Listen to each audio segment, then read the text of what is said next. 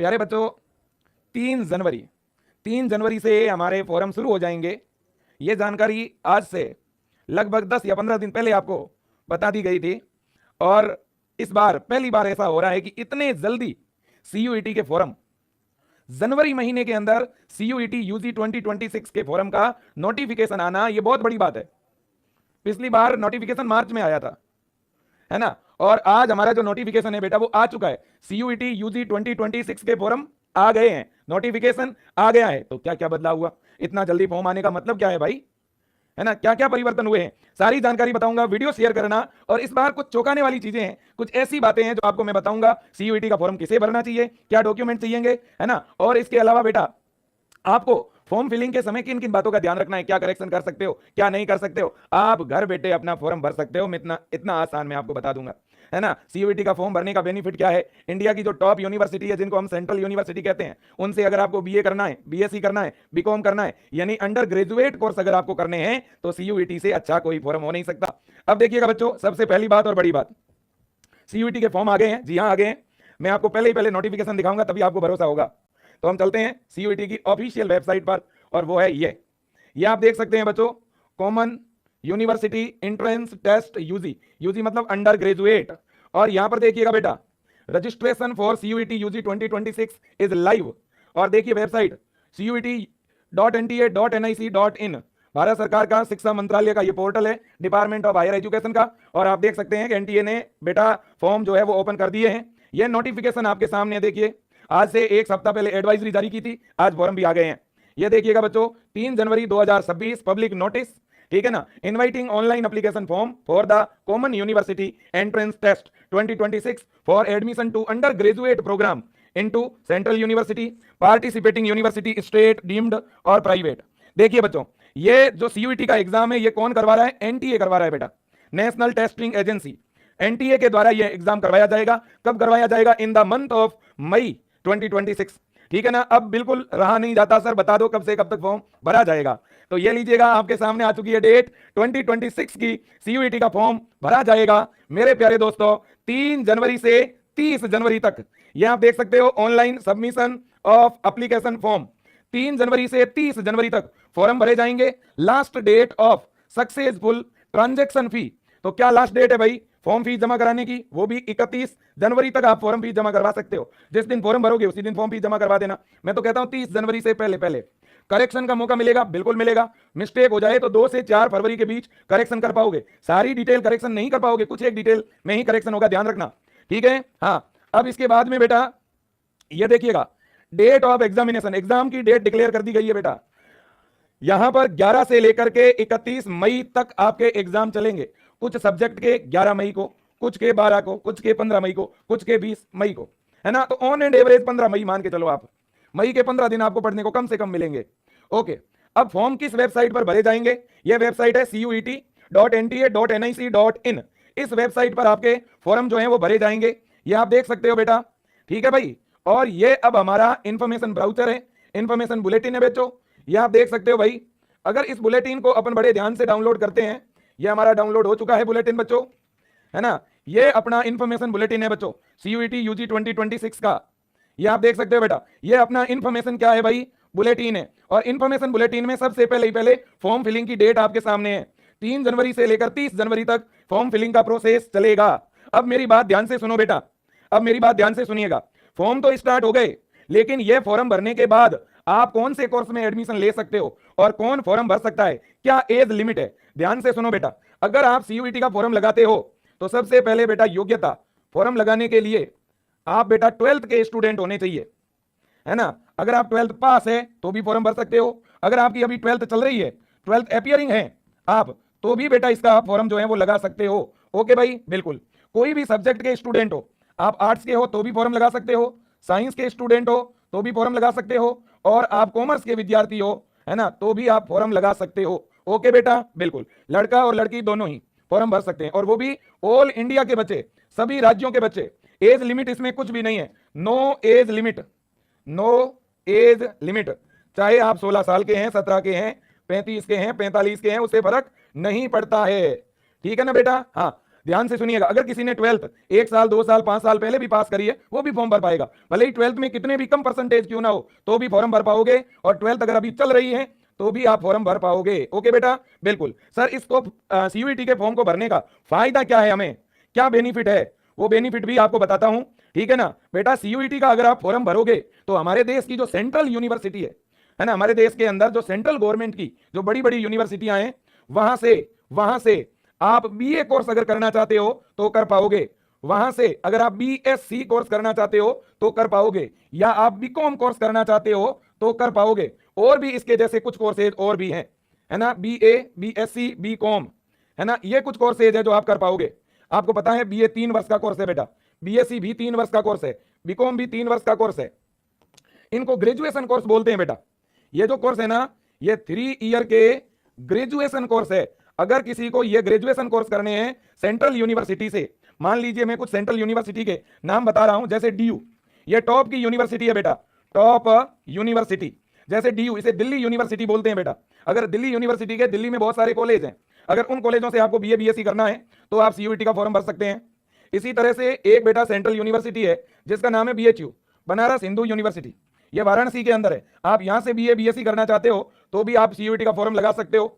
ऐसे ही एक दिल्ली में यूनिवर्सिटी है जेएनयू, जवाहरलाल नेहरू यूनिवर्सिटी, इसमें एडमिशन लेना है तो भी आप फॉर्म भर सकते हो। ऐसे ही दिल्ली में एक यूनिवर्सिटी है आईपीयू, इंद्रप्रस्थ यूनिवर्सिटी, तो इसमें एडमिशन लेना है तो भी आपको सीयूईटी का फॉर्म लगाना पड़ेगा। अब सर सीयूईटी का फॉर्म लगाने के बाद क्या हमें एग्जाम देना पड़ेगा? हाँ, एग्जाम तो देना पड़ेगा। तो सर एग्जाम में क्या पूछा जाएगा, एग्जाम में क्या पूछा जाएगा, और क्या सर हम सीयूईटी के थ्रू क्या हम बीएससी नर्सिंग कर सकते हैं? नहीं बेटा, इस सीयूईटी एग्जाम के थ्रू आप कौन सा कोर्स नहीं कर सकते?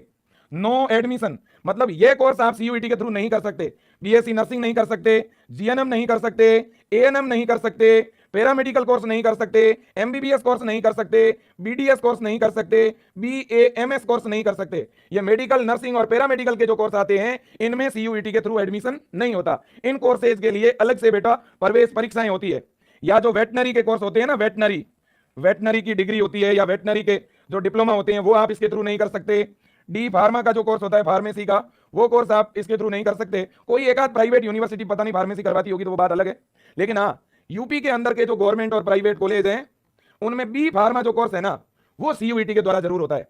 एक यूपी एकमात्र ऐसा राज्य है वहां से अगर आपको बी फार्मा करना है, डिग्री फार्मेसी, तो आप सीयूईटी का फॉर्म जरूर लगा सकते हो। हाँ, अब देखो बेटा इतनी बात हो गई है, बिल्कुल हो गई सर। तो ऐसी सर कितनी सेंट्रल गवर्नमेंट की यूनिवर्सिटी है? 48 सेंट्रल गवर्नमेंट की यूनिवर्सिटी है, उनमें एडमिशन के लिए सीयूईटी जरूरी है।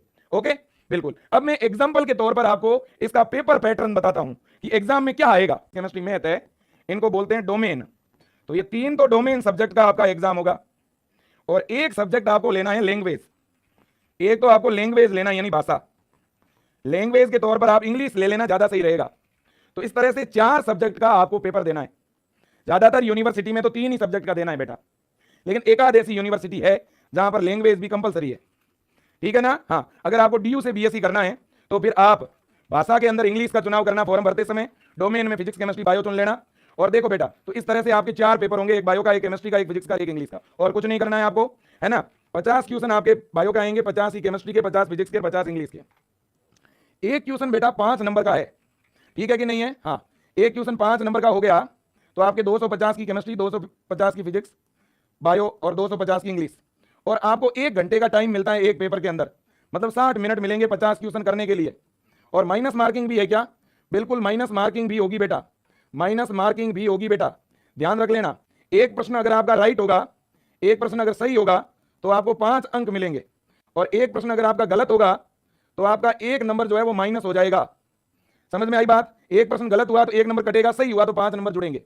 तो माइनस मार्किंग कम है, ज्यादा नहीं है, माइनस मार्किंग कम है, तो क्वेश्चन ज्यादा से ज्यादा ही अटेम्प्ट करने हैं। लेकिन यहां बड़ी बात यह है कि ये जो एग्जाम होगा ये आपका ऑनलाइन होगा, online CBT, computer based test होगा आपका।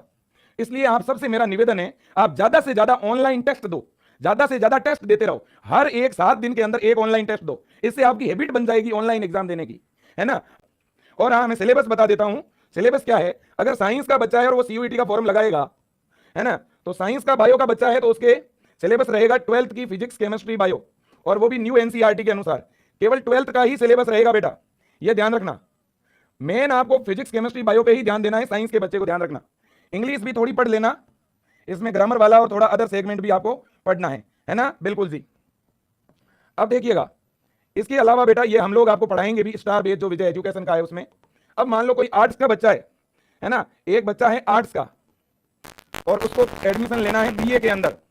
क्या सर साइंस का बच्चा बीए नहीं कर सकता? क्या बिल्कुल कर सकता है, बिल्कुल कर सकता है। अब देखो आर्ट्स का बच्चा है उसको भी तीन डोमेन सब्जेक्ट है ना। अब देखो आर्ट्स के बच्चे को अगर बीए करना है तो आपको एक एप्टीट्यूड, जनरल एप्टीट्यूड के नाम से सब्जेक्ट है जिसमें जीके, रीजनिंग, ये सारी चीजें आती है। तो एक तो आप जब फॉर्म भरोगे ना तो इस जनरल एप्टीट्यूड पे आपको सिलेक्शन करना पड़ेगा। एक आपको लैंग्वेज पे टिक करना पड़ेगा, हिंदी या इंग्लिश में से कोई एक, ठीक है ना। इसके बाद में 3 डोमेन। अब आपको कौन से सब्जेक्ट के अंदर बीए करना है, हिस्ट्री में, पॉलिटी में, किस में करना है, उसके अनुसार आपको डोमेन भरने।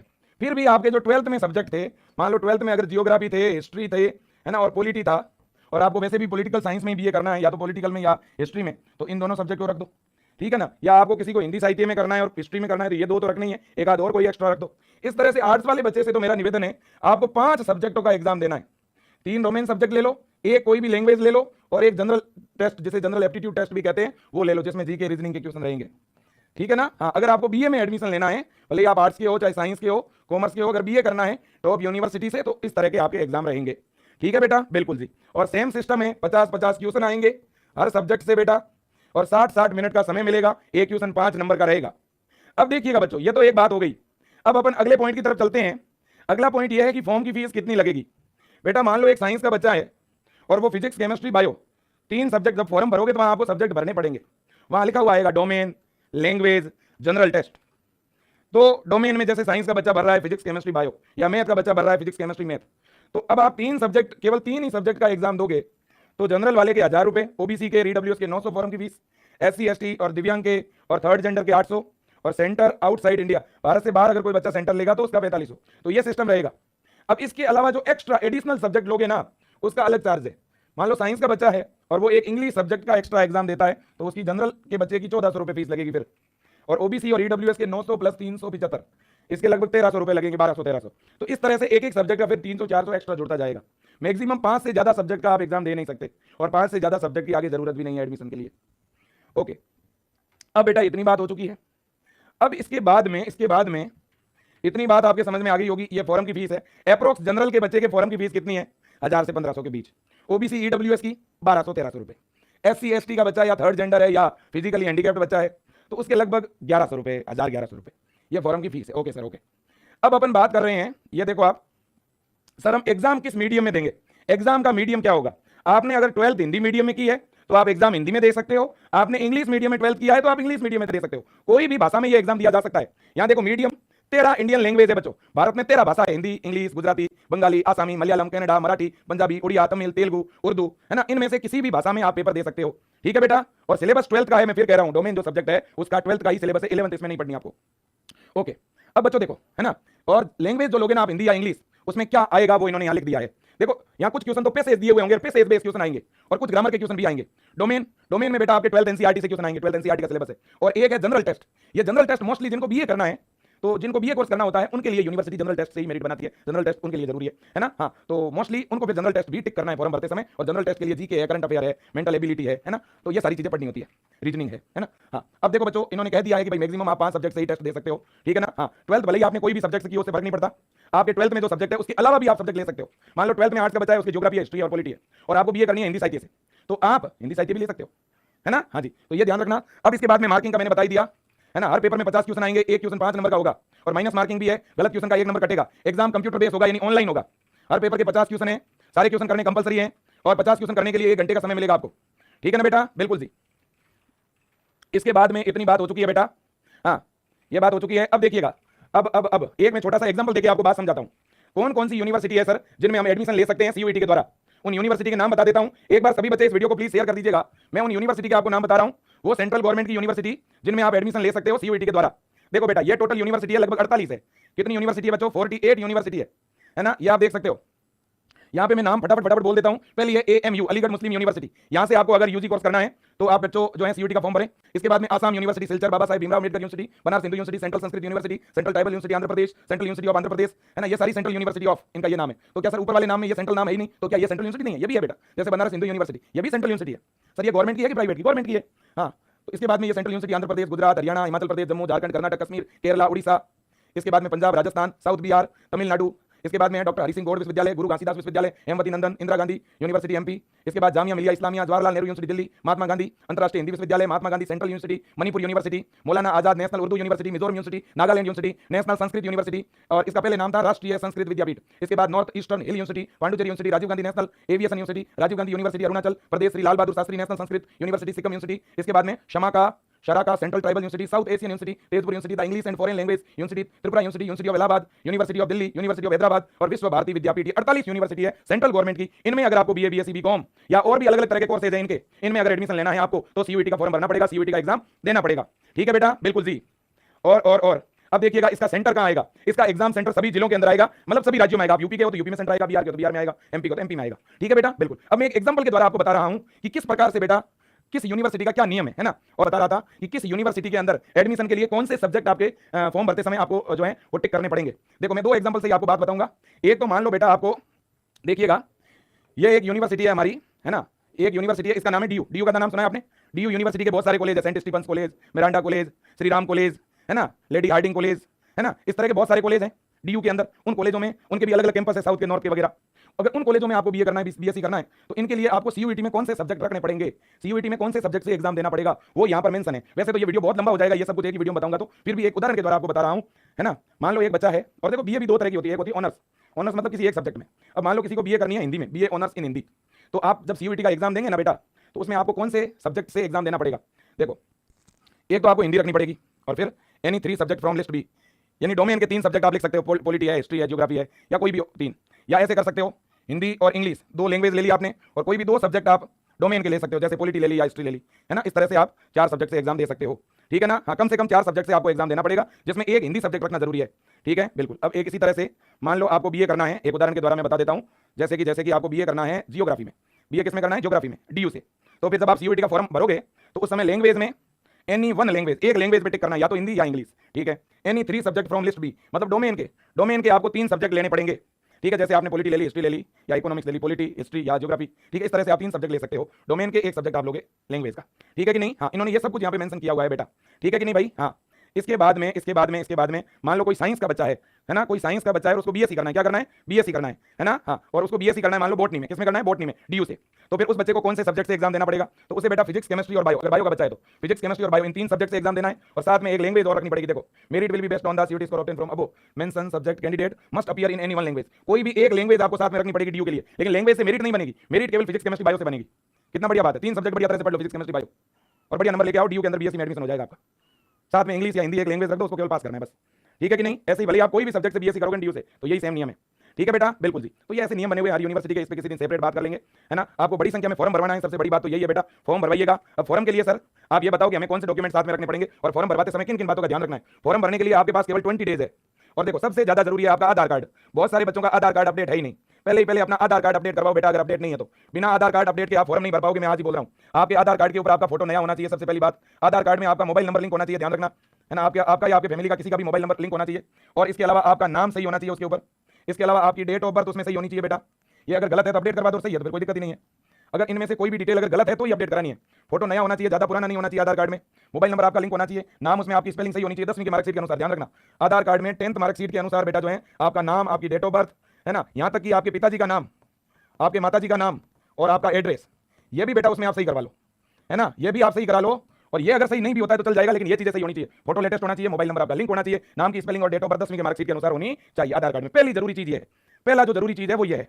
इसके बाद क्या सर, इसके बाद में मैं आपको बता रहा हूं, अगर आपका आधार एकदम अपडेट है, आधार एकदम अप टू डेट है, ठीक है ना, तो इसके बाद में और क्या चाहिए, इसके बाद में और चाहिए आपके 10वीं की मार्कशीट, 10th मार्कशीट, और क्या चाहिए भाई 3 नंबर पे, और 12th जिनकी चल रही है उनको लिखना है 12th अपीयरिंग फॉर्म भरते समय।